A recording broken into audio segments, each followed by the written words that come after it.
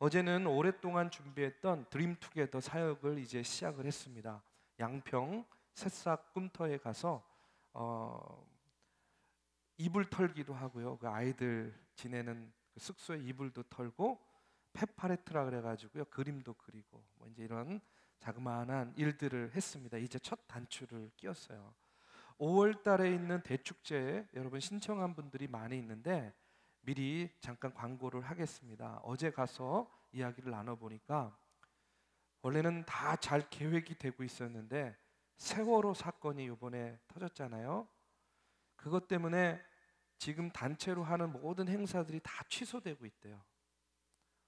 오기로 약속한 사람들도 다 취소하고, 이제 그래서 대축제를요 가을로 미루기로 했습니다. 일단 6월 전까지는 될 수 있으면 모든 부분에서 저희가 같이 좀 자중하고 이런 어려움과 아픔에 동참하는 의미에서 5월 달에 계획했던 대축제는 뒤로 미루기로 했어요. 가을로.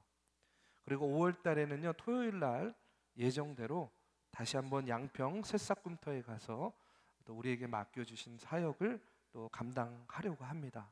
그러니까 여러분 신청하신 분들은 그대로 유효해요. 대신 금요일 날 가는 게 아니라 토요일 하루만 가서 봉사하고 저녁에는 돌아와서 또 부흥회에 참석하도록 그렇게 하겠습니다. 추후에 진행되는 일정과 내용들은요 여러분에게 또 광고를 하겠습니다. 네, 오늘 부활주일인데 마냥 기뻐할 수만은 없는 그런 어려운 일들을 당하고 있어요. 우리가 제가 목요일 날 세종 목요 예배, 또 새벽 예배, 성금요 예배 이렇게 계속해서 설교를 하면서 우리 믿음의 성도들과 그런 아픔들을 또 그런 안타까움을 계속해서 나누긴 했는데요. 여러분들 우리 이 시간에도 그와 같은 마음을 우리 마음속에 품고 정말 한 생명이라도 좀 기적적으로 이렇게 돌아왔으면 하는 그런 바람이 간절해요. 그렇죠? 가족들 얼마나 정말 하루하루가 살아도 사는 것 같지 않을 것 같아요. 저희 누님이 안산에 있는 안산 광림교회를 다니고 있어요. 거기 권사님인데 누님하고 우리 매형이, 그 교회는 5명의 학생이 지금 실종이 됐는데 1명은 찾았대요. 4명의 학생이 아직도 생사를 모르고 있대요. 그래서 여러분들 그런 것들을 생각할 때 참 우리의 일이 아니다 이럴 게 아니라 우리 모두의 일입니다. 우리의 아이들, 우리의 동생들, 우리의 부모들, 우리의 형제 자매잖아요. 주님 안에서 우리는 한 가족 아닙니까? 믿지 않는 이들도 이제 구원받을 가능성이 있는 이들이었기 때문에 우리의 형제 자매들이라고 할 수 있어요. 우리가 계속해서 마음을 나누고 함께 기도하기를 바랍니다. 이 시간에는요 한 사람이란 제목으로 요한복음 11장 47절에서 53절의 말씀을 가지고 말씀을 나누도록 하겠습니다. 뒤에 칸타타가 있어요. 그래서 될 수 있으면 설교를 짧게 해야죠. 제가 오늘 3부 예배 사회를 봤는데 그때 결심했습니다. 설교를 짧게 하겠다. 제가 그때 결심을 했는데 잘 될지는 모르겠어요. 자, 오늘 성경 본문은요 그 십자가의 의미를요, 이 십자가의 의미를 당시 대제사장이었던 가야바라는 사람이 있었습니다. 이 가야바의 입을 통해서 말씀하신 것을 오늘 본문에서 이야기를 하고 있어요. 우리 한번 50절 말씀 한번 같이 읽어볼까요? 자, 시작. 한 사람이 백성을 위하여 죽어서 온 민족이 망하지 않게 되는 것이 너희에게 유익한 줄을 생각하지 아니하는도다 하였으니, 한 사람이 백성을 위해서 죽어서 온 민족이 망하지 않게 되는 것이 너희에게 유익한 줄을 생각하지 아니하는도다 하였으니. 여러분, 이 대제사장 가야바의 이 이야기를 들으면 상당히 이 사람이 굉장히 수준 높은 신앙 고백을 하는 것처럼 들려요. 예수님에 대해서. 그런데 여러분 이 앞뒤를 잘 읽어보면 이 대제사장 가야바가 그런 순수한 의미로 예수님에 대해서 이야기하는 것이 아닙니다. 예수님께서요 이제 죽은 지 나흘이나 된 나사로를 살리셔요. 죽은 자를 살린 거죠. 그러니까 어떻게 되냐면 사람들이 그와 같은 기적을 보고 예수님 주변으로 막 모여드는 거예요. 예수님을 따르는 거예요. 많은 무리들이 예수님을 따르는 것을 보면서 대제사장, 바리새인 이와 같은 사람들이 두려움을 느끼게 되는 거예요. 사람들이 예수님께 주목하고 사람들이 예수님을 높이게 되니까 자꾸 자기들의 입지가 흔들리는 거예요. 또 이런 사태를 빌미로 로마가 군대를 이끌고 와가지고 이제 유대를 치러 오게 될까봐 걱정되기도 한 거예요. 유대의 지도자들이 모여서 고민합니다. 이 일을 어떻게 하면 좋을까? 지금 예수의 주변에 이렇게 많은 사람들이 따르고 있으니 이 일을 어떻게 하면 좋겠습니까? 하고 이렇게 고민할 때에 바로 대제사장 가야바가 오늘 이 이야기를 하는 거예요. 고민할 거 없어. 오늘 말씀을 풀이하면 이런 거예요. 고민할 거 없어. 그냥 예수만 잡아 죽이면 되는 거야. 저 예수 하나만 잡아 죽이면 끝나. 예수 한 사람이 죽으면 온 민족이 편안해지잖아 하고 이렇게 제안을 한 겁니다. 여러분, 순수한 의미도 아니에요. 예수님을 높게 평가한 것도 아니었어요.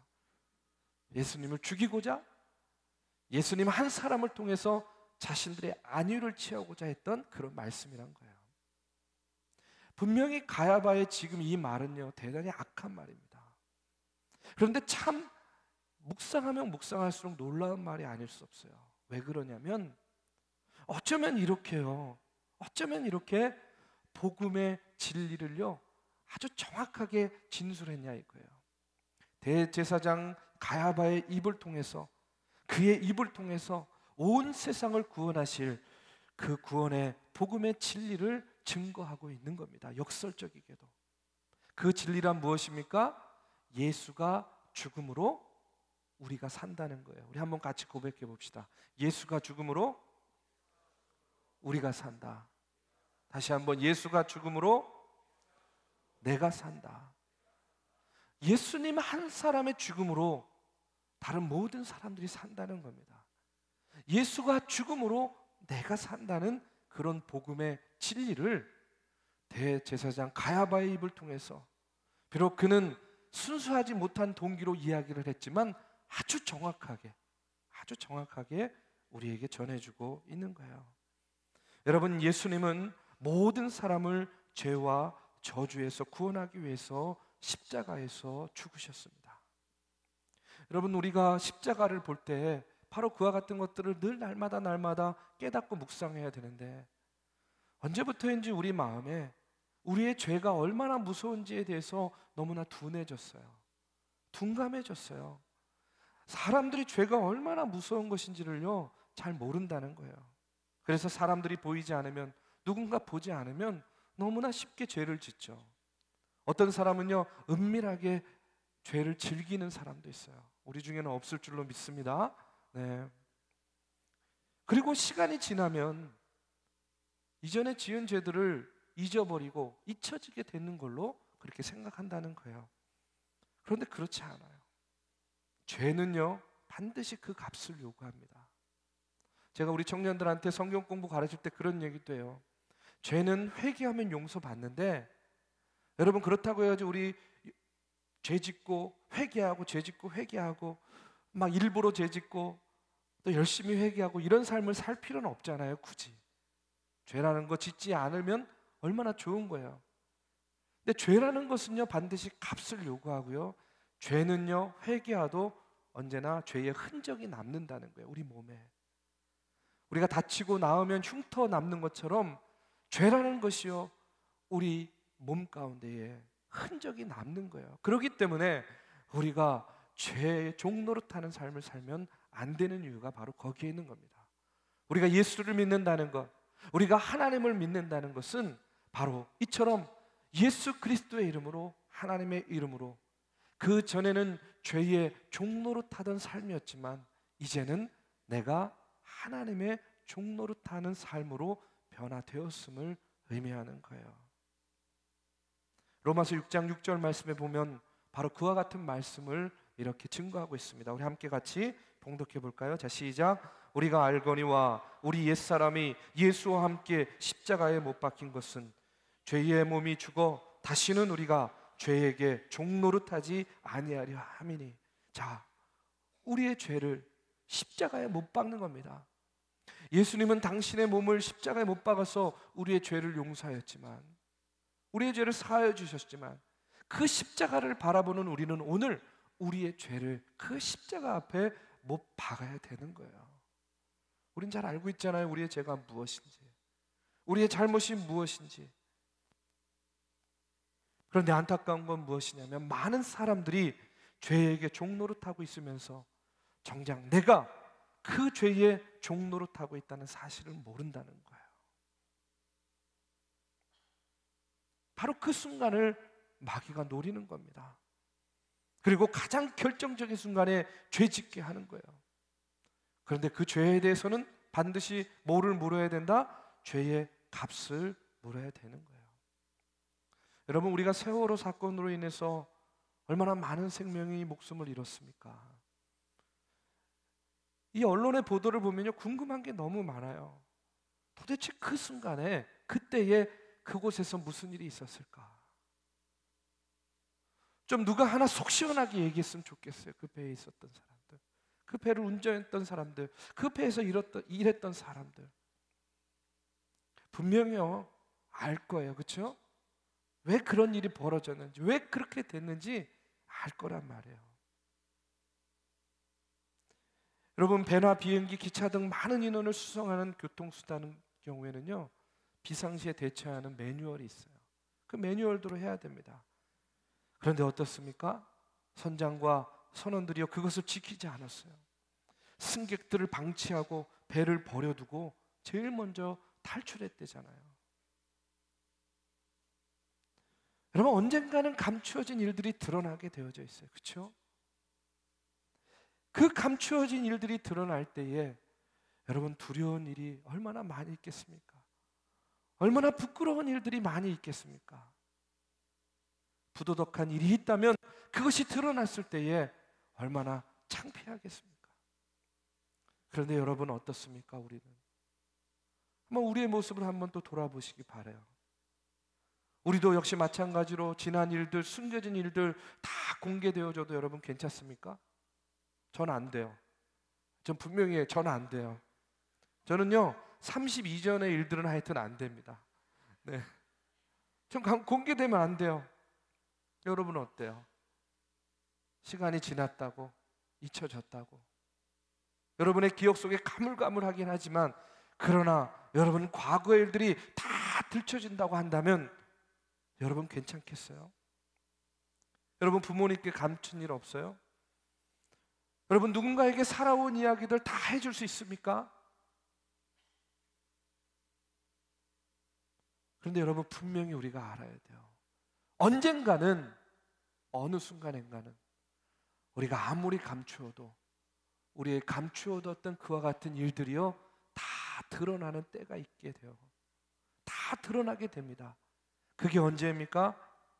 히브리서 9장 27절 말씀에 보면 이런 말씀이 있어요. 우리 한번 같이 봉독하겠습니다. 자, 시작. 한 번 죽는 것은 사람에게 정해진 것이요, 그 후에는 심판이 있으리니.